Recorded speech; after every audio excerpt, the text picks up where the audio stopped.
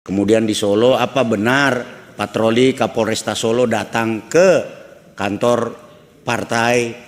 Kami sudah lakukan pengecekan.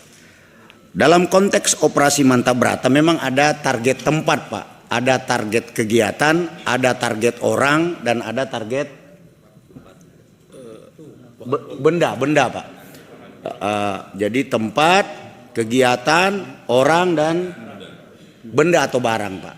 Jadi objek penting dalam pemilu ini, dalam tahapan pemilu, salah satunya adalah kantor-kantor, Pak. Kantor-kantor KPU dan sebagainya. Nah, kami juga jawab terkait dengan pemasangan CCTV, Pak, supaya tidak disalah tafsirkan. Dalam berbagai kesempatan sering terjadi perbuatan pidana seperti aksi anarkisme, kemudian teror, dan maka sangat perlukan adanya data video dengan highlight HD itu, Pak.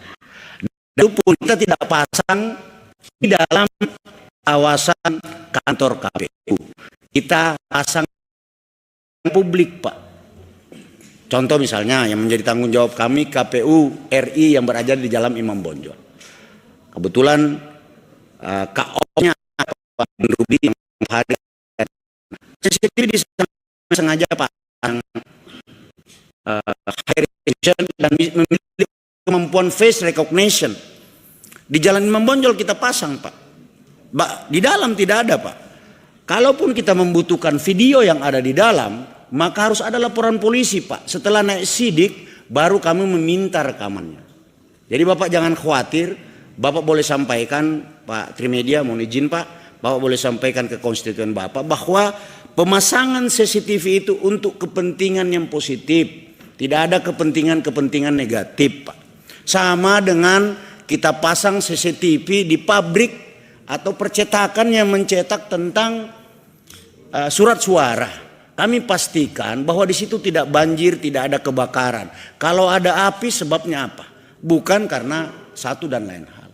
Sampai di pelabuhan pun, Pak, mohon izin, di pelabuhan pun, Pak, kami pasang itu yang namanya tinggi gelombang, air nap dan sebagainya.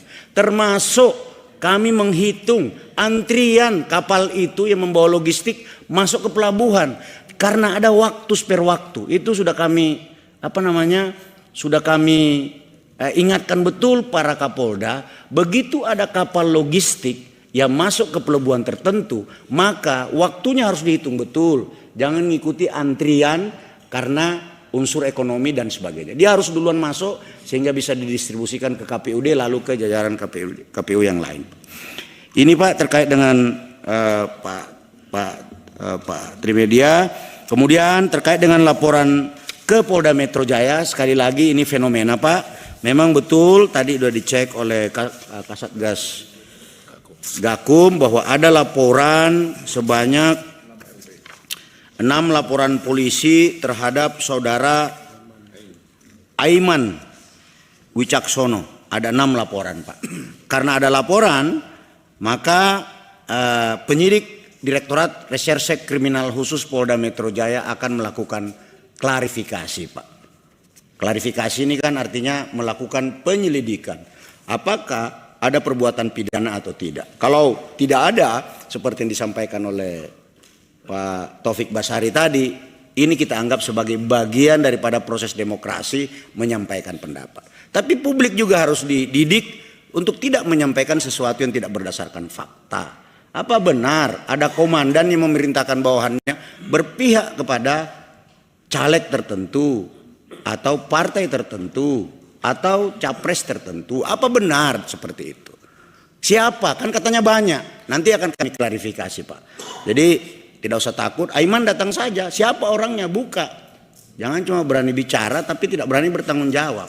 Karena jangan membangun sebuah narasi yang kemudian berakibat kepada terganggunya alam sadar publik. Saya kira Komisi 3 sangat memahami ini. Fenomena boleh 2019. Boleh interupsi Pak Ketua. Pak Ketua. Ya, mau diinterupsi ya, Pak. Soal